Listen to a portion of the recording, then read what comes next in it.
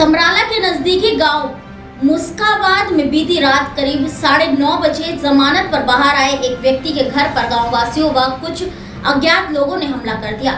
हमले में जमानत पर बाहर आए व्यक्ति की कार के सभी शीशे टूट गए। मामला थाना पहुंच गया और पुलिस मामले की जांच कर रही है। पीड़ित परिवार की महिलाओं ने बताया कि उनके बेटे बप्पू का गांव के ही कुछ लोगों से झगड़ा चल रहा था, जिसका केस भी चल रहा है और उनका बेटा कुछ दिन पहले ही अपनी दादी के अंतिम संस्कार में शामिल होने के लिए जमानत पर घर आया था। कल रात 7 बजे वह अपनी मां के लिए पास के गांव से दवा लेने गया था। जब वह रात 9:30 बजे अपनी कार से घर लौटा तो उनके पीछे 2 कारों में सवार कुछ लोगों ने उनके घर और बेटे पर हमला कर दिया। जब घर की महिलाओं ने बाहर से तेज आवाजें सुनी तो वे बाहर आई और देखा कि गांव के कुछ लोग उनके घर के बाहर खड़े उनके बेटे की कार पर हमला कर रहे थे। महिलाओं को देखकर सभी लोग भाग गए। पीड़ित परिवार की महिलाओं ने आरोप लगाया कि उनका बेटा लापता है। महिलाओं को आशंका है कि गांव के लोगों ने या तो उनके बेटे का अपहरण कर लिया है या फिर उसकी हत्या कर दी है और कहीं फेंक दिया है। इस पूरी घटना की जानकारी समराला पुलिस को भी दे दी गई है और महिलाओं ने न्याय की मांग की है। इस संबंध में जब पुलिस से संपर्क किया गया तो पुलिस के नीतीश चौधरी ने बताया कि हमें सूचना मिली थी कि मुस्काबाद गांव में कुछ अज्ञात लोगों ने एक घर में तोड़फोड़ की है। जब हम घटनास्थल पर पहुंचे तो वहां कोई नहीं मिला। जांच के बाद ही आगे की कार्रवाई की जाएगी। मेरा नाम मनदीप कौर है। मैं यहाँ मुस्काबाद ਤੋਂ ਮੇਰੇ ਤੇ ਪੇਕੇ ਨੇ। ਮਾਮਲਾ ਇਹ ਹੋਇਆ ਸੀ, ਸਾਡਾ ਮੁੰਡਾ ਹੀ 7 ਦੇ ਕਰੀਬ ਜੀ ਗਿਆ ਹੋਇਆ ਸੀ। ਮੰਮੀ ਦੀ ਹੈਗੇ ਨੇ ਸਾਡੇ ਡਿਪਰੈਸ਼ਨ, ਉਹਦੇ ਬੀਪੀ ਦੀ ਪ੍ਰੋਬਲਮ ਆ ਤੇ ਹਾਰਟ ਦੀ ਪ੍ਰੋਬਲਮ ਆ ਤੇ ਉਹਨਾਂ ਦੀ ਦਵਾਈ ਮੁੱਕੀ ਹੋਈ ਸੀਗੀ। ਉਹ ਲੈਣ ਗਿਆ ਹੋਇਆ ਸੀ ਸਿਹਾਰੇ ਤੋਂ ਹੀ, ਮੈਡੀਕਲ ਸਟੋਰ ਤੋਂ ਹੀ। ਤੇ ਉਸ ਤੋਂ ਬਾਅਦ ਅਸੀਂ ਉਹਨੂੰ ਫੋਨ ਕੀਤਾ, ਕਹਿੰਦਾ ਮੈਂ ਆਉਣਾ।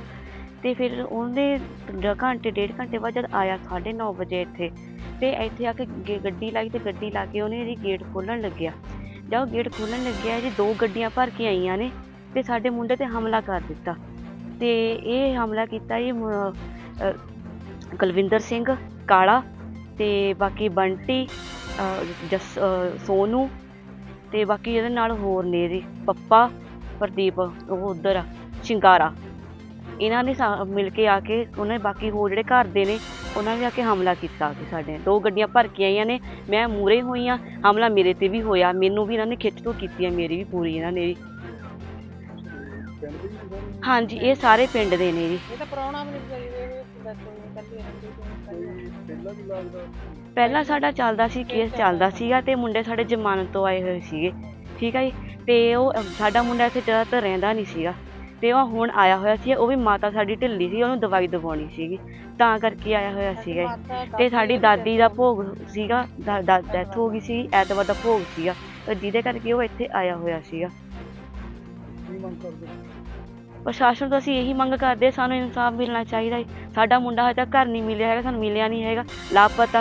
सानूं ये तक नहीं पता ओह हैगा कित्थे कित्थे नहीं हैगा। खबरां उन्हां ने मार के सट्टा होवे जी। साडे ते मुंडे ही पता ही नहीं लग्या हैगा कित्थे हैगा। असीं तां भी गाह सुन के अंदर आए हैं, भज के आए हैं। जानू ओह साडी गड्डियां भंनदे पे सी, मुंडे साडे पता ही नहीं कित्थे गए ने। असीं रौला पाया फिर भज्जे फटाफट गाह लंघ गए जेरे। सानूं इंसाफ मिले, साडा मुंडा जिथे हैगा, साडा मुंडे नूं दसो कित्थे आ।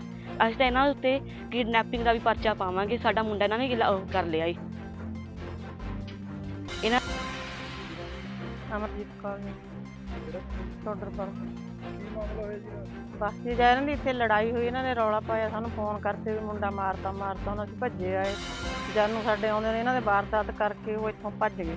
जानू उत्थे इत्थे दी आस उदा नाल घर दे सीगे, साडे नियाणे सीगे नाल, उरे पहुंचे ना। सानूं हुण रात दा मुंडे दा पता लगदा कित्थे है कित्थे नहीं ना। ओहदा हां मनवीर, हाँ जी, पहला इन्हां दे चलदा सीगा केस, जमानतां ते आए होए ने बच्चे। हाँ जी, असीं तां इंसाफ दी गल करदे जी। हुण अपना इंसाफ मिलना चाहिए। ना तां कुड़ी दे सिर ते कोई, ना साडा वीर आ कोई नहीं हैगा। दोनों घरां च आही 2 मुंडे ही ने बस। असीं मैं जवाकां तो बाहर निकल तो भी डरदे हैं। असीं नाल जाने, जिद्धर नूं भी जाने वारदात करदे ने। साडे ते 40-50 जी ने, 5-6 घर ने उन्हां दे। हाँ जी, पुलिस वाले रात भी रिपोर्ट लिखाई सी, हुण फिर जाना पुलिस लिखाउण। ਉਹਨਾਂ ਨੇ ਰਾਤ ਦੇ ਕੋਈ ਨਹੀਂ ਆਇਆ ਹੈਗਾ। ਇਹ ਸਾਨੂੰ ਰਾਤ ਨੂੰ ਇਨਫੋਰਮੇਸ਼ਨ ਆਈ ਸੀ ਜੀ, ਕੋਈ ਅਣਪਛਾਤੇ ਵਿਅਕਤੀ ਕਿਸੇ ਦੇ ਘਰ ਦੇ ਬਾਹਰ ਆ ਕੇ ਗਾਲਾਂ ਕੱਢ ਰਹੇ ਆ, ਤੰਗ ਪਰੇਸ਼ਾਨ ਕਰ ਰਹੇ ਆ ਤੇ ਅਸੀਂ ਮੌਕੇ 'ਤੇ ਜਾ ਕੇ ਦੇਖਿਆ ਤੇ ਸਾਨੂੰ ਹਾਲ ਦੀ ਘੜੀ ਮਿਲੇ ਨਹੀਂ ਸੀ। ਬਾਕੀ ਅਸੀਂ ਪੜਤਾਲ ਕਰ ਰਹੇ ਹਾਂ, ਜੋ ਇਨਵੈਸਟੀਗੇਸ਼ਨ ਪਾਰਟ ਆ ਜੀ, ਅਸੀਂ ਪੜਤਾਲ ਕਰਕੇ ਐਜ਼ ਪਰ ਲਾਅ ਜੋ ਵੀ ਕਾਰਵਾਈ ਬਣਦੀ ਹੋਵੇਗੀ ਕੀਤੀ ਜਾਵੇ। Thank you. ਬਲਜੀਤ ਕੌਰ, ਮੁਸ਼ਕਾਬਾਦ। ਮਾਮਲਾ ਤਾਂ ਜੀ ਬਸ ਸਾਡਾ ਬੇਟਾ ਮੇਰੀ ਦਵਾਈ ਲੈਣ ਗਿਆ ਸੀ, ਉਹ ਇੱਥੇ ਰਹਿੰਦਾ ਵੀ ਨਹੀਂ ਸੀਗਾ। ਇਹਨਾਂ ਦੀ ਦਾਦੀ ਦੀ ਡੈਥ ਹੋਈ ਸੀ, ਉਹਦੇ ਕਰਕੇ ਉਹ ਇੱਥੇ ਆਇਆ ਹੋਇਆ ਸੀ। ਖਾਸ ਤੌਰ 'ਤੇ ਇਹਨਾਂ ਦੇ ਨਾਲ ਸਾਡਾ ਪਹਿਲਾਂ ਹੀ ਕੇਸ ਚੱਲ ਰਿਹਾ, ਉਹਦੇ ਕਰਕੇ ਇਹ ਲਾਗ ਡਾਟ ਰੱਖਦੇ ਸੀਗੇ ਕਿ ਬੱਚੇ ਜਮਾਨਤਾਂ 'ਤੇ ਆਏ ਹੋਏ ਸੀ, ਇਹਨਾਂ ਨੂੰ ਕਿਸੇ ਨਾ ਕਿਸੇ ਲੋੜ 'ਤੇ ਅਸੀਂ ਅੰਦਰ ਕਰਾ ਦਈਏ। ਉਸ ਤੋਂ ਬਾਅਦ ਜਦ 9:30 ਹੋਏ ਅਸੀਂ ਅੰਦਰ ਹੀ ਸੀ, ਸਾਨੂੰ ਤਾਂ ਖੜਕਾ ਦੜਕਾ ਸੁਣਿਆ, ਅਸੀਂ ਭੱਜੇ ਬਾਹਰ ਆਏ। ਆ ਕੇ ਤਾਂ ਨਾ ਤਾਂ ਸਾਡਾ ਗੱਡੀ 'ਚ ਬੇਟਾ ਸੀ, ਸਾਡੀ ਗੱਡੀ ਦੀ ਭੰਨ ਤੋੜ ਹੋ ਰਹੀ ਸੀ। ਜਦ ਅਸੀਂ ਬਾਹਰ ਆਈਆਂ ਤਾਂ ਸਾਡੇ ਪਰ ਹਮਲਾ ਕਰਕੇ ਆ ਗਏ। ਮੈਂ ਤਾਂ ਉੱਥੇ ਡਿੱਗੇ ਗਈ ਗੇਟ ਕੋਲ ਜਾ ਕੇ, ਤੇ ਗੁੜੀਆ ਫਿਰ ਆਪਣਾ ਭੱਜ ਕੇ ਉਹਨਾਂ ਤੋਂ ਵੀ ਬਚੀ ਆ। ਬੰਦੇ 2 ਗੱਡੀਆਂ ਭਰੀਆਂ ਹੋਈਆਂ ਸੀਗੀਆਂ, ਬਾਕੀ ਦੂਸਰੇ ਲੋਟ ਸੀਗੇ ਬੰਦੇ। ਇਹਨਾਂ ਦੇ 10 ਘਰ ਨੇ ਜਿਹੜੇ ਜਾਣੀ ਇਹ ਇਕੱਠੇ ਨੇ। ਇਸ ਕਰਕੇ ਸਾਨੂੰ ਇਨਸਾਫ ਮਿਲਣਾ ਚਾਹੀਦਾ। ਸਾਡੇ ਬੱਚੇ ਦੀ ਸਾਨੂੰ ਇਹ ਪਤਾ ਲੱਗਣਾ ਚਾਹੀਦਾ ਵੀ ਉਹ ਕਿੱਥੇ ਹੈਗਾ ਕਿੱਥੇ ਨਹੀਂ ਹੈਗਾ। ਹਾਂਜੀ, ਪਿੰਡ ਦੇ ਨੇ ਜੀ, ਉਹਨਾਂ ਦਾ ਪਹਿਲਾਂ ਕੇਸ ਚੱਲ ਰਿਹਾ ਜੀ ਸਾਡਾ। ਉਹ ਘਰ ਦੇ ਵਿੱਚ ਸਾਡੇ ਕੋਈ ਹੈ ਉਹ ਨਹੀਂ ਬੰਦਾ। ਹੁਣ ਵੀ ਅਸੀਂ ਆਪੇ ਰਾਤ ਵੀ ਅਸੀਂ ਆਪੇ ਗਈਆਂ ਥਾਣੇ, ਹੁਣ ਵੀ ਅਸੀਂ ਉੱਥੇ ਹੀ ਚੱਲੇ ਹਾਂ। ਸਾਡੀ ਕੋਈ ਸੁਣਵਾਈ ਨਹੀਂ ਹਾਲੇ ਹੋ ਰਹੀ ਹੈਗੀ ਵੀ ਸਾਨੂੰ ਇਨਸਾਫ ਚਾਹੀਦਾ ਹੈ। ਹਾਂਜੀ, ਰਾਤ ਅਸੀਂ ਲਿਖਾਉਣ ਗਏ ਸੀ, ਫਿਰ ਉਹ ਕਹਿੰਦੇ ਵੀ ਸਵੇਰ ਨੂੰ ਆਇਓ। ਹੁਣ ਦੇਖੋ ਜਦ ਘਰ ਬੰਦਾ ਹੀ ਨਹੀਂ ਹੈਗਾ, ਜੇ ਕੋਈ ਹੁਣ ਬੰਦਾ ਆਊ ਤਾਂ ਅਸੀਂ ਤੁਰ ਸਕਦੇ ਹਾਂ, ਬਿਨਾਂ ਬੰਦੇ ਤਾਂ ਅਸੀਂ ਜਾ ਨਹੀਂ ਸਕਦੇ ਹੈਗੇ। ਬਸ ਆਹ ਮਾਮਲਾ ਹੈ ਜੀ। ਕੋਈ ਸਾਡੇ ਇਹਨਾਂ ਦਾ ਕਦੇ 1.5 ਸਾਲ ਹੋ ਗਿਆ ਬੱਚੇ ਨੂੰ ਆਏ ਨੂੰ, ਕਦੇ ਇਹਨਾਂ ਦਾ ਲੜਾਈ ਪੜਾਈ।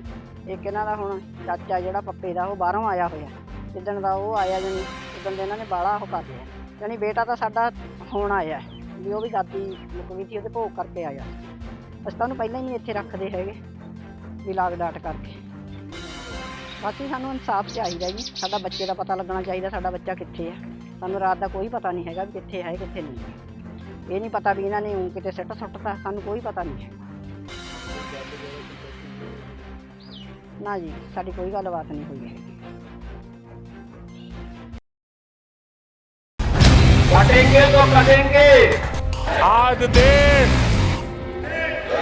इनसे कह रहा है तुमसे नहीं हो पाएगा। Can you understand the ignorance? We are not looking for your admiration. आपको अपना काम करना पड़ेगा। राजनीति देखिए चाणक्य न्यूज इंडिया के साथ। बच्चों के भविष्य से खिलवाड़, ग्रामीण क्षेत्र में गुम विकास, न्यायिक क्रिया में भेदभाव, तभी हुई गरीबों की आवाज। पर अब होगी जनता की बात, सड़क से पहुंचेगी संसद तक आवाज। सिर्फ सुन सरकार, देखिए चाणक्य न्यूज इंडिया पर। नंदू सावरिया थारू दास पुरानो है। कीर्तन की है रात। परम श्रद्धेय नंदू भैया जी के पावन सानिध्य में देश के सुप्रसिद्ध भजन प्रवाहकों द्वारा नंदू भैया जी द्वारा रचित भजनों से बाबा श्याम का गुणगान करेंगे। दिनांक गुरुवार 8 मई 2025, समय दोपहर 4 बजे से प्रभु इच्छा तक। आयोजन स्थल झुंझुनू धाम धर्मशाला, HP पेट्रोल पंप के सामने, तोरण द्वार और हॉस्पिटल चौराहे के बीच में, खाटू श्याम जी। आयोजक श्री श्याम परिवार महासंघ खाटू धाम। मनीष धानुका, नरेश बेरीवाल, जयप्रकाश शर्मा, राजकुमार हरिराम अग्रवाल, श्याम सुंदर शर्मा, विजय शर्मा, लवली गोयल, प्रदीप शर्मा, अशोक भारद्वाज, केशव अग्रवाल। आप सभी श्याम प्रेमी सादर आमंत्रित हैं। कीर्तन को आप लाइव टीवी पर देख सकते हैं CMN मीडिया के सभी चैनलों पर। Chanakya news India national 3094, Chanakya news India Rajasthan 3099, Chanakya news India Jharkhand 4024, Chanakya news Uttar Pradesh 4025, Bhaktidhara 4026। किसी भी कीर्तन को लाइव या डी लाइव चलवाने के लिए संपर्क करें हमारे डायरेक्टर अशोक मिश्रा से 9643761495।